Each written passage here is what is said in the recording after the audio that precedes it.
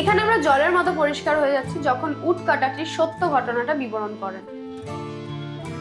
এখানে দুটো পুরুষ একে অপরের বিরুদ্ধে যুদ্ধ করছেন শুধুমাত্র মহিলার চাহিদা। এই অংশটিতে কোনো আবহ সঙ্গীত ব্যবহার করা হয়নি। ডিরেক্টর কুরোসাওয়া শুধুমাত্র মিথ্যেকে সিগনিফাই করার জন্য আবহ সঙ্গীত ব্যবহার করেছেন।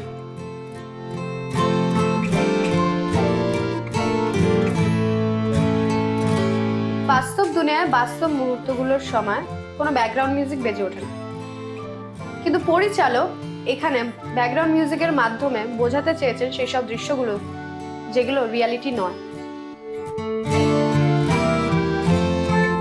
আমরা শেষ দৃশ্যে দেখতে পাচ্ছি একটি উটকাটা একটি বাচ্চাকে নিয়ে চলে যাচ্ছে।